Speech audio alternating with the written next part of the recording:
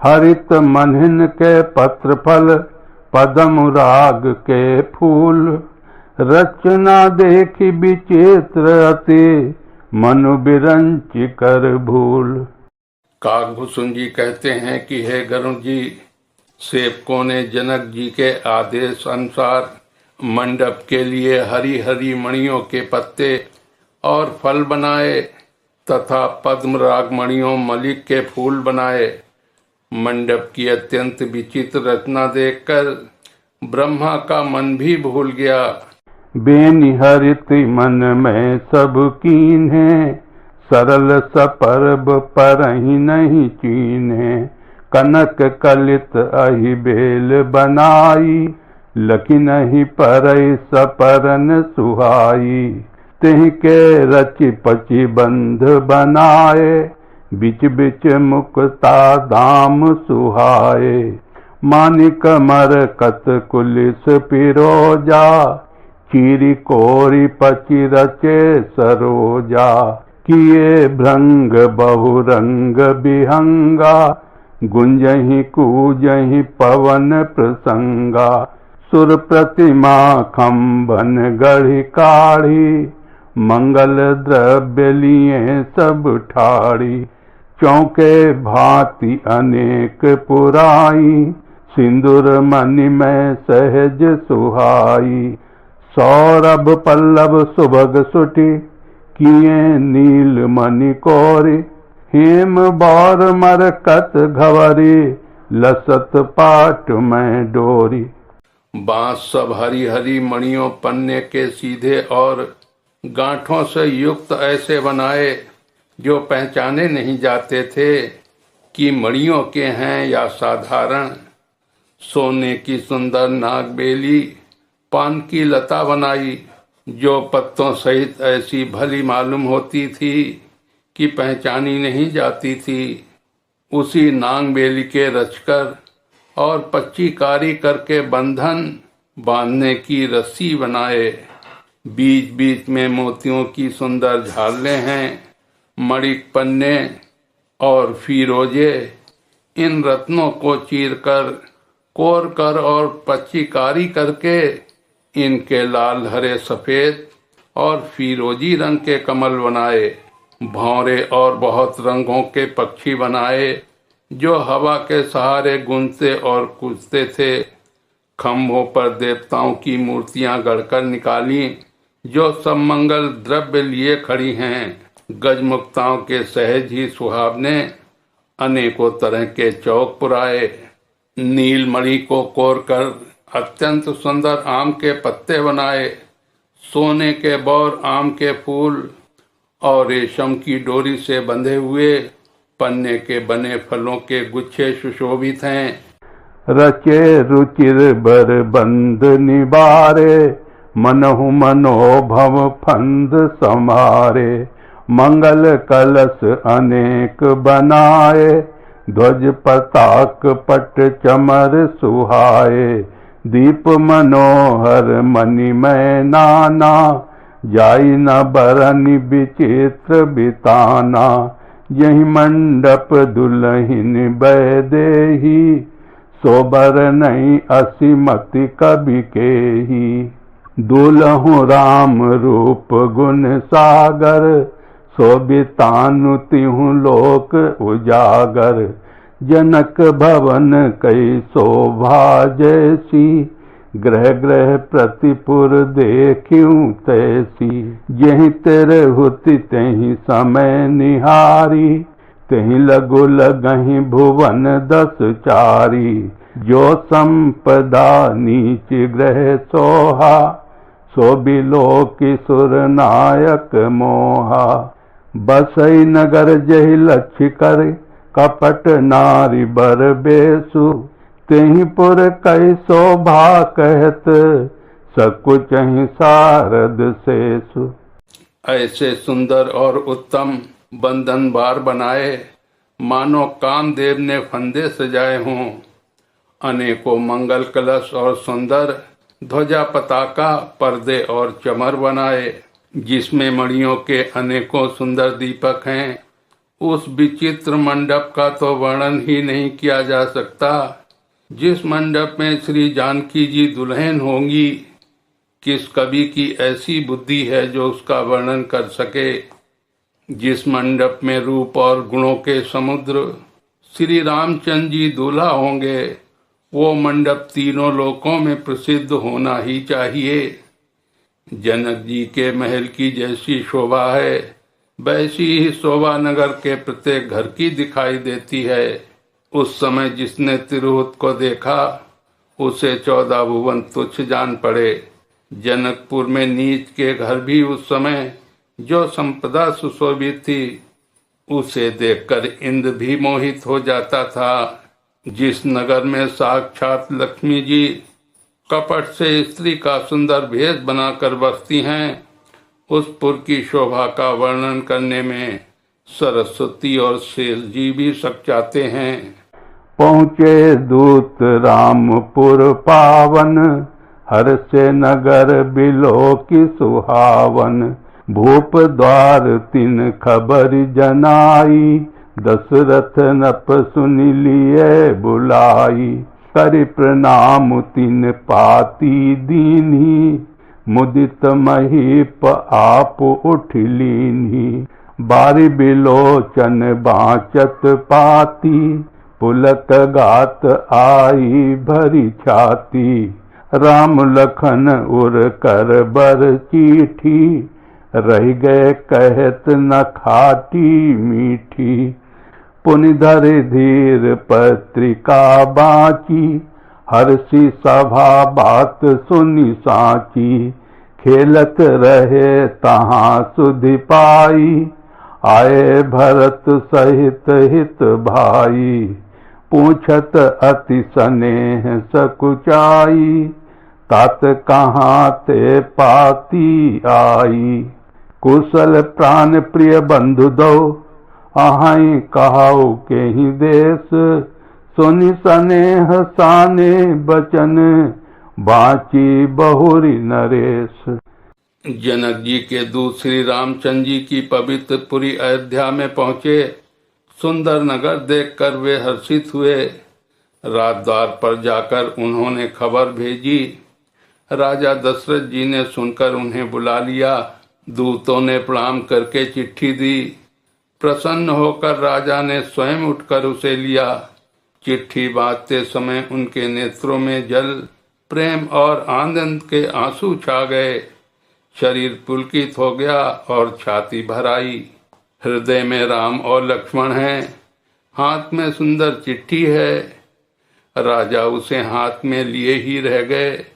खट्टी मीठी कुछ भी कह न सके। धीरज धरकर उन्होंने पत्रिका पढ़ी। सारी सभा सच्ची बात सुनकर हर्षित हो गई। भरत जी अपने मित्रों और भाई शत्रुघ्न के साथ जहाँ खेलते थे, वहीं समाचार पाकर वे आ गए। बहुत प्रेम से सकचाते हुए पूछते हैं, पिताजी चिट्ठी कहाँ से आई है? हमारे प्राणों से प्यारे दोनों भाई कहिए, कुशल से तो हैं, और वे किस देश में हैं? इस स्नेह से सने ए वचन सुनकर राजा ने फिर से चिट्ठी पढ़ी। सुनि पाती पुल के दो भ्राता, अधिक स्नेह समात न गाता। प्रीति पुनीत भरत कई देखी, सकल सभा सुख लहऊ विशेषी।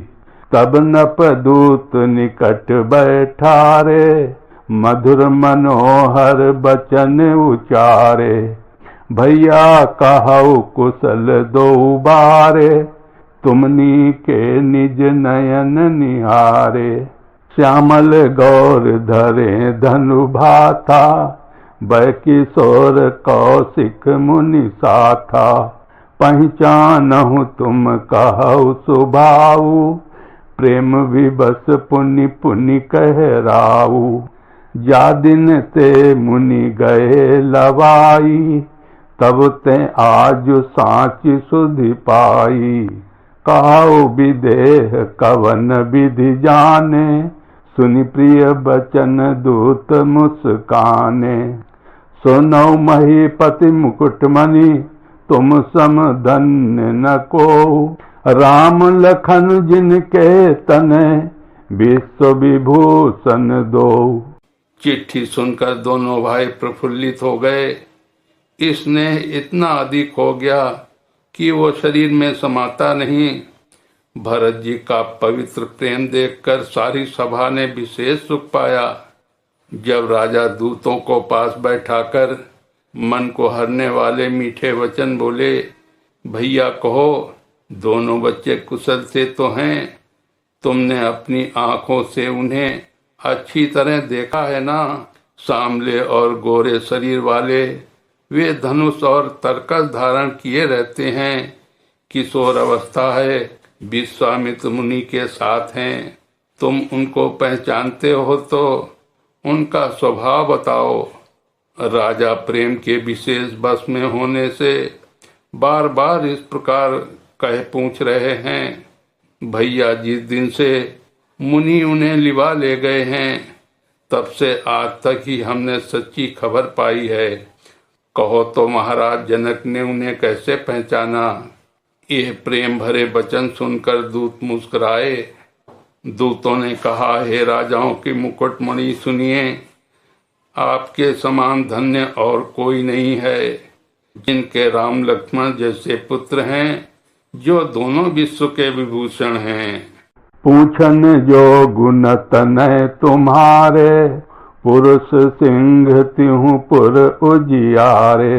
जिनके जस प्रताप के आगे, शशि मलिन रवि शीतल लागे। तिन कह कहु नाथ किमि चीन्हे, देखु रवि की दीप कर लीन्हे। सिय स्वयंवर भूप अनेका, समित सुभट एक ते एका। शंभु सरासन काहु नटारा, हारे सकल वीर बरियारा। तीन लोक महजे भट मानी, सब कह सकति शंभु धनु भानी। सकय उठाई सरासुर मेरु, सोही हारि गयउ करि फेरु। यही कौतुक शिव शैलु उठावा, सोते ही सभा पराभव पावा। जहाँ राम रघुवंश मनि, सुनियु महामहिपाल। भंजहु चाप प्रयास बिनु, जिम गज पंकज नाल। आपके पुत्र पूछने योग्य नहीं हैं।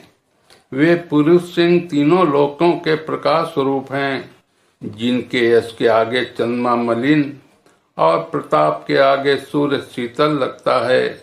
हे नाथ, उनके लिए आप कहते हैं कि उन्हें कैसे पहचाना?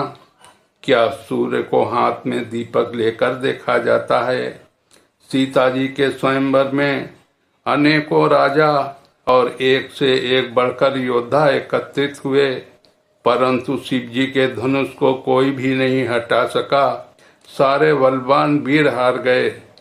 तीनों लोकों में जो वीरता के अभिमानी थे, शिव जी के धनुष ने सबकी शक्ति तोड़ दी। बाणासुर, जो सुमेरु को भी उठा सकता था, वो भी हृदय में हार कर परिक्रमा करके चला गया। और जिसने खेल में ही कैलाश को उठा लिया था, वो रावण भी उस सभा में पराजय को प्राप्त हुआ। हे महाराज सुनिए, वहां जहां ऐसे ऐसे योद्धा हार मान गए, रकुल मणि श्री रामचंद्र जी ने बिना ही प्रयास के शिव जी के धनुष को वैसे ही तोड़ डाला, जैसे हाथी कमल की डंडी को तोड़ डालता है। सुनि सरोस भृगुनायक आए, बहुत भांति तिन आंख दिखाए। देखि राम बलु निज धनु दीन्हा, करि बहु विनय गवन बन कीन्हा। राजन राम अतुल बल जैसे, तेज निधान लखन पुनि तैसे। कंपहि भूप बिलोकत जाके, जिमि गज हरि किशोर के ताके। देव देखी तब बालक दोऊ, अब न आँखि तर आवत कोऊ। दूत बचन रचना प्रिय लागी, प्रेम प्रताप वीर रस पागी। सभा समेत राउ अनुरागे, दूतन देन निछावरी लागे। कही अनीति ते मुँह दही काना, धर्म विचार सबहि सुख माना। तब उठ भूप वशिष्ठ कहूँ, दीन पत्रिका जाई। कथा सुनाई गुरहि सब, सादर दूत बुलाई। धनुष टूटने की बात सुनकर परशुराम जी क्रोध में भरे हुए आए और उन्होंने बहुत प्रकार से आंखें दिखाई। अंत में उन्होंने भी श्री रामचंद्र जी का बल देखकर अपना धनुष दे दिया और बहुत प्रकार से विनती करके वन को गमन किया। हे राजन, जैसे श्री रामचंद्र जी अतुलनीय बली हैं, वैसे ही तेज निधान फिर लक्ष्मण जी भी हैं, जिनके देखने मात्र से राजा लोग ऐसे कांप उठते थे जैसे हाथी सिंह के बच्चे के ताकने से कांप उठते हैं। हे देव, आपके दोनों बालकों को देखने के बाद अब आंखों के नीचे कोई आता ही नहीं, अर्थात हमारी दृष्टि पर कोई चढ़ता ही नहीं। प्रेम प्रताप और वीर रस में पगी हुई दूतों की रचना सबको प्रिय लगी। सभा सहित राजा प्रेम में मग्न हो गए और दूतों को निछावर देने लगे। उन्हें निछावर देते देखकर ये नीति विरुद्ध है ऐसा कहकर दूत अपने हाथों से कान मूंदने लगे। धर्म को विचार कर उनका उपर्युक्त बर्ताव देखकर सभी ने सुख माना। तब राजा ने उठकर वशिष्ठ जी के पास जाकर उन्हें पत्रिका दी और आदर पूर्वक दूतों को बुलाकर सारी कथा गुरु जी को सुना दी। बोलिए सियापति रामचंद्र की जय, उमापति महादेव की जय।